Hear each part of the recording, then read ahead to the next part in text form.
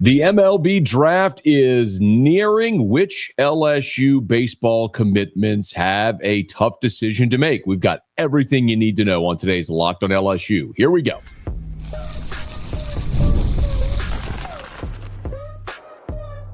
You are Locked on LSU, your daily podcast on the LSU Tigers. Part of the Locked on Podcast Network, your team every day. Okay, let's get it. It is Locked on LSU, your team every day. I'm your host, Matt Moscona. Thanks so much for making us your first listen. We are free, available wherever you get great podcasts, of course, on YouTube as well. So please subscribe. As always, one of the fastest ways to help us grow is by leaving your comments below. Today's episode is brought to you by FanDuel. Right now, new customers can get $150 in bonus bets when your first $5 bet wins. Okay, on the previous episode, shout out every day as you heard it or watched it, we went through the current LSU Tigers and their MLB draft decisions. If you missed that, please go check it out. Today, we're going to focus on the high school prospects. LSU's class, the number one high school class of commitments in the country, and what are the names we need to keep an eye on when the MLB draft starts on Sunday. So I'm going to get to those individually and let you know about each of those guys and who you're going to sweat out, the percent chances of them landing on campus or signing a big league contract. This coincides with Kiley McDaniel, however, from ESPN. He's an MLB draft guy and scout who came up with his final MLB draft top 250. So the top 250 overall prospects in this upcoming MLB draft. If you're wondering, so Cade Anderson, number one overall, should be no surprise. We've talked about it a good bit. Cade Anderson, very likely going to be the first pick of the Washington Nationals. Anthony Ianson, 45 overall in the top 250. And as we told you, Ianson's probably a compensatory round pick, an early second round pick. Expect him somewhere in the 30s, maybe early 40s. Chase Shores, he has, is number 68. We talked a lot in the previous episode about Chase Shores and the decision he has to make. Does he sign for a couple of $1 million as a second-round pick, a reliever, or does he come back to school, try to become that frontline starter? And if he succeeds, now you're talking about a guy that's a top 5 pick, potentially in the running for the number one overall pick, and makes himself an additional $8-9 million. Daniel Dickinson at number 84. Ethan Fry at number 132. Of course, Fry is someone we talked about that I believe will return for another season at LSU. As I understand it, the NIL rev share piece is in place. And Fry, because he hasn't shown the ability to play a position, you're just not going to see him as highly coveted by MLB teams. 132, should he go in that spot, he would certainly be signing a pro contract. Remember, the top 10 rounds in the draft, if a player's name is called, they've already agreed to their slot value signing bonus with the team. So it's not like in the top 10 rounds, if you hear someone's name called, they're signing. After that is when you might have more of a negotiation closer to that deadline. And then Jared Jones at number 249, just inside the top 50. Like we told you, Jones likely a third, fourth round pick, and that plays there. So we will see what happens with all of those guys. Now those are the current LSU Tigers.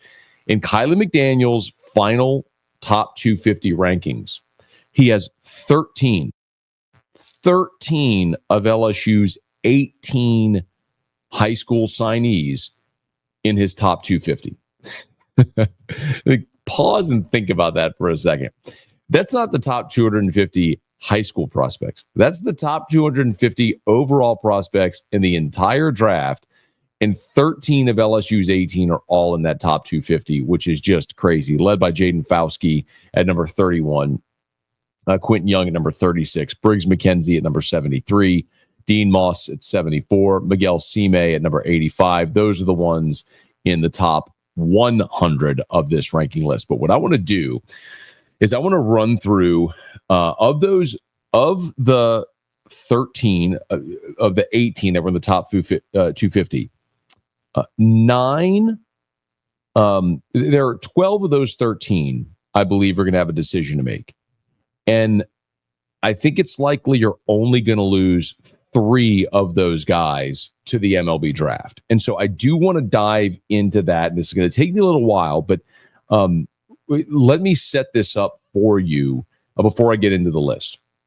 So the MLB draft process is different than every other draft because players with leverage have the opportunity to return to school after the draft. So in the NFL draft or the NBA draft, there's a deadline for players to declare, but once they've declared, they are in. Whether they're picked or not, their remaining college eligibility is forfeited. It's not that way with the baseball draft, as you know. Same with the high school guys. Guys can hear their name called, make a decision if they want to sign or if they want to come to campus and play college ball. And a lot of times that's going to depend on what their slot value is, their signing bonus slot value. And in the Major League Baseball draft, those slot values, if you hear me say that, are already determined. So, for example, every Major League Baseball team has a bonus pool of money to spend in those first 10 rounds, right? So the Nationals have $16.5 million to spend on bonus money in total. And every pick has an associated value. So the Nationals, who pick first overall, the slot value for that pick is $11.075 million. So if Cade Anderson is the number one pick, he is in line to get $11.075 million. Like, that's how that works. Now, sometimes that's negotiable. If you take a senior sign with no leverage, you might be able to get them to take less, or you would get them to take less because they don't have an option. They don't have leverage to go back to school. But for example, the Phillies have the 26th pick. The associated slot value is $3.492 million. And it goes so on and so forth. Randomly, the Dodgers have the 104th pick. Slot value there is $737K. So you can see as it goes on. And these slot values are associated all the way through the 315th pick, which is the Dodgers at $187,300 in the 10th round. So again, in those top 10 rounds of the draft, if you hear a player's name called in the top 10 rounds, they are going to sign. Like, they've already agreed to their slot value bonus or either over or under slot value, and they are signing. So what about these LSU incoming freshmen? We're going to talk about them and the names you need to know when we continue here on Locked on LSU, your team every day. Summer sports are in full swing, and whether you're all about baseball under the lights, golf on the green, or high-stakes soccer action, FanDuel is the best way to make every game even more exciting. You're already following the action, so why not make it a little more thrilling? With FanDuel, you can get it on the game while your friends are getting sunburned at the beach. Listen, I love using FanDuel. I love to sports bet every single day. I even love to bet on international basketball. You've got right now the NBA Summer League going on, and my goodness, Major League Baseball as we near the All-Star break. What a great time to look at some futures bets or daily bets every single day.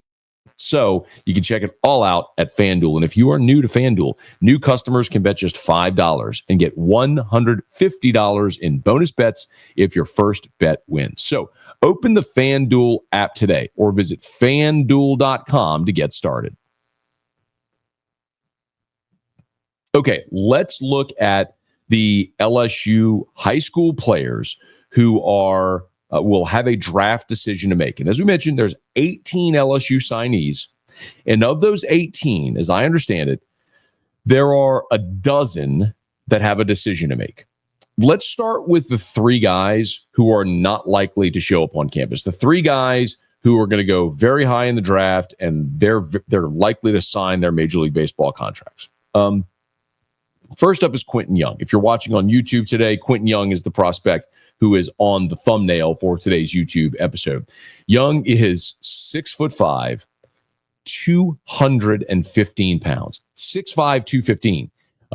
He plays shortstop. Now, he may project as an outfielder at the next level, but he is a guy who both of his uncles were longtime MLB players. So he has a great pedigree, and you see every tool there. The ability to hit for power, for average, the glove, the arm, the speed, great athlete, all of it's there. He's the prototype. He's what they look like. He is going to sign a pro contract. There's about a less than 10% chance, I would say, that he ends up on campus.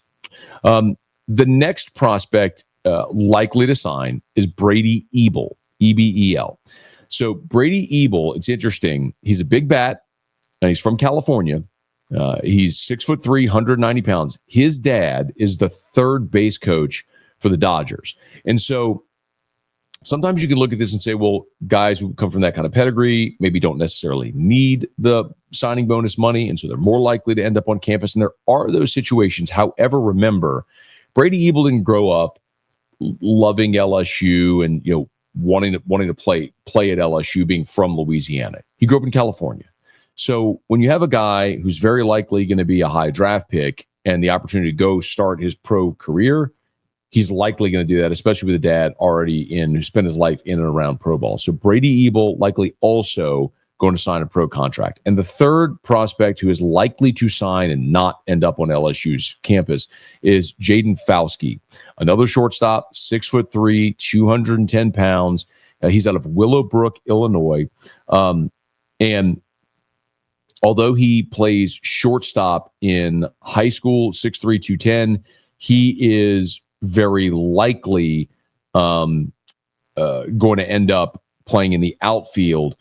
And as I was told, he's a more finished product or closer to finished product of Derek Curiel. And you look at the size and it makes sense, right? 6'3", 210 pounds. He already has the size, already has the ability to hit for power. So likely projects as an outfielder at the next level. So that's the first three names you need to know right there. Quentin Young, Brady Ebel, Jaden Fauske. Those three likely are going to sign. They'll never show up on campus. It's unfortunate, but it's kind of what happens. I should also mention that the information I'm getting is conversations that I've had with friends, confidants, people who I would consider great sources in the scouting world. And keep in mind, scouts are such an integral part of the Major League Baseball draft because every team has area scouts that have a certain area of the country. And those scouts spend every day of their life at a ball field. Maybe it's college, maybe it's a junior college, maybe it's a high school, maybe it's a showcase event. Like right now, as I'm recording this, out in Arizona at the Big League Ballpark, the Perfect Game National Showcase event is going on. So it's an invite only for the top 300 prospects for the 2026 class. I literally spoke to one of my closest scouting friends, who I would say is my best source of information, who was while he was at this event, giving me this info on these players. So, or his opinion on these players. So it's just for context of how you can put together this type of information, because ultimately when the draft comes, the draft process goes where not everybody in the organization is physically in the room together. So for example, but take the Yankees or the Astros proximity. You'll have area scouts all over the country who might be on a conference call with the front office, who's back in Houston or wherever the team may be. And when they're on the clock, they're having the conversation about they've gone through all this in the pre-draft process as well, but who they like in that moment. And then you're calling the player, asking him if he'll take X slot value. And a lot of times the front office will lean on that area scout to say, okay, what do you think about this player? What should we offer? What makes sense? What will he take? And a lot of that's knowing that relationship. So the area scouts develop a great relationship and understanding and knowledge of a lot of these players and what it's going to take to get them to sign, or if it's even worth, shaking that tree. So again, Young, Ebel, Fauske, those three are likely to sign pro contracts. They won't be back. The other guys that are about 50-50, and there are three of them. One is, let's start with Briggs McKenzie. Okay, so Briggs McKenzie is a 6'2", 185-pound left-handed pitcher. He has funky mechanics, as I understand it, and he would be an effective reliever immediately when he stepped on LSU's campus. The trouble for someone like Briggs McKenzie when it comes to the baseball draft is teams aren't typically looking for high school relievers at the top of the draft. It's not to say he couldn't project differently down the line with 3 years of experience in college, but teams aren't investing high draft picks in high school relievers. So Briggs McKenzie, while he could be a very effective reliever immediately for LSU from the left side, probably doesn't project as a high enough draft pick and will likely end up on campus. That's a 50-50, but one to keep in mind. Dean Moss, also 50-50. The best comp that I had for Dean Moss from a scout was Daniel Cabrera. If you remember Daniel Cabrera, who was a great LSU baseball player, and the way one scout described Dean Moss to me is that he's just solid at everything. He doesn't have a great bat, doesn't have a great glove, doesn't have a great arm, doesn't have a great speed, but he has solid everything across the board. There's no weakness in his game. So Dean Moss is an outfielder, 6 foot, 182. He's from California, but he's been playing at IMG Academy. That's one that's, again, another 50-50 prospect. And the other 50-50 prospect is Miguel Sime. Now, this one is interesting. So Miguel Sime is 6'4", 235 pounds. He's out of New York. He's out of Queens. And he is a right-handed pitcher who is as it was told to me, is the best right-handed high school arm in the draft. The best right-handed high school arm in the draft, to say that another way. In this pre-draft process, Sime is up to 101 miles per hour with his fastball. 101 miles an hour with his fastball. So you were talking about a guy that has legitimate big-time stuff, but the command has been hit or miss. So probably early, he might factor in as a reliever. Same thing as we talked about with Briggs McKenzie. And teams aren't necessarily going to take a reliever at the top of the draft. We've seen this before. It's the conversation we're having with Chase Shores right now. Is Chase Shores going to be a frontline starter? Is he going to be a back of the bullpen guy? Well, it depends. If he was a frontline starter at 6'8", throwing 101 miles an hour, he'd be the first pick of the draft. If he's a back of the bullpen guy, he's a round 2 type guy. And that's where it may be with Sime. So the question for a guy like Miguel Sime is, do you take a couple $1 million and sign in round 2? Or do you show up on LSU's campus, try to become a starter, and end up a top 5 pick? Like, that's the decision he'll have to make. And that's a coin flip right now for a guy like Miguel Sime. So we've gotten 6 of the 12. Young, Ebel, Fauske, likely gone. McKenzie, Moss, Sime, 50-50. So I've got 6 more prospects that I want to tell you about, and all are likely to end up on LSU's campus. I'll tell you all those names as we continue here on Locked on LSU, your team every day. Our Lady of the Lake, an official healthcare partner of LSU Athletics, the championship health partner of LSU Athletics. So, who takes care of those LSU athletes? Well, it's Our Lady of the Lake. And that same level of care is available to you and to me. I've told you about how Our Lady of the Lake has been so instrumental in my life, throughout my life, from being a high schooler, volunteering at the Ronald McDonald Playroom at the Children's Hospital, to early in my professional career, having the opportunity to help fundraise for the standalone Children's Hospital, which is such an amazing resource for our community, to now, as a parent, taking my son to that very Children's Hospital where he sees many of the subspecialists because a lot of the health issues he had prenatally as a newborn, as an infant, and continues to have. And then for me personally, just last week, I had my annual physical over at Our Lady of the Lake, where I'm a member of the Our Lady of the Lake Men's Health Group. It's championship healthcare, and it is a slogan, yes. And yes, Our Lady of the Lake is so instrumental in the success of LSU athletics. But it's not just about sports. This relationship is about caring for all of us, creating opportunity, and leading the next generation of healthcare talent right here at home. So whether you're on the field, whether you're in the stands, or you're just doing life, know that championship level healthcare is right here for you. You can learn more at olrmc.com/LSU. I'll say it again, olrmc.com/LSU. Our Lady of the Lake and LSU. Together, we roar. Okay, so 12 prospects we're keeping an eye on. 3 that are very likely to sign: Quentin Young, Brady Ebel, Jaden Fauske. They'll likely never show up. 3 that are 50-50: Briggs McKenzie, Dean Moss, Miguel Sime.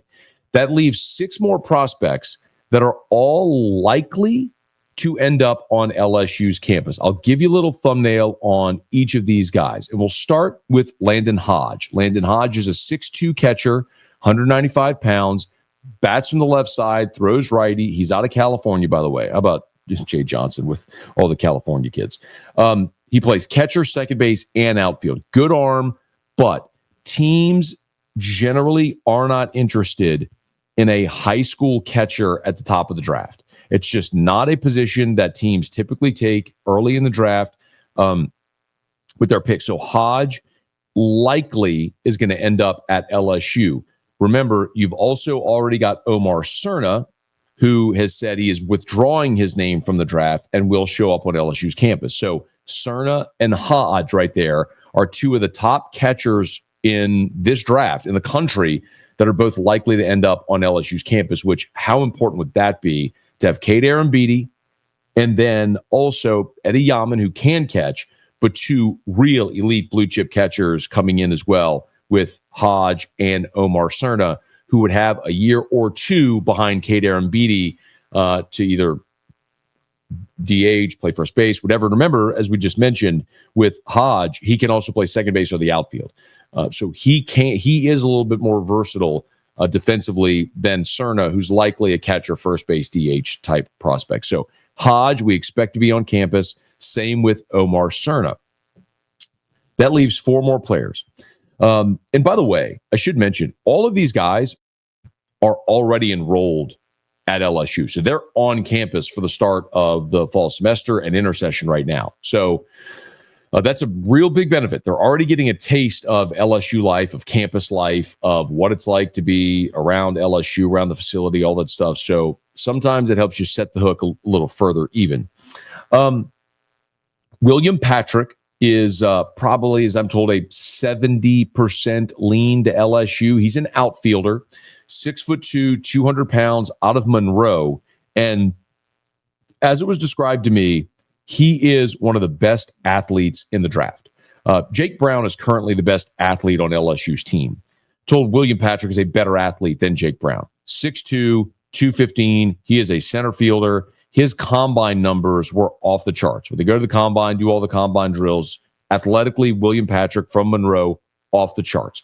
The reason he might end up on campus, or is likely to end up on campus, is the swing is going to take time.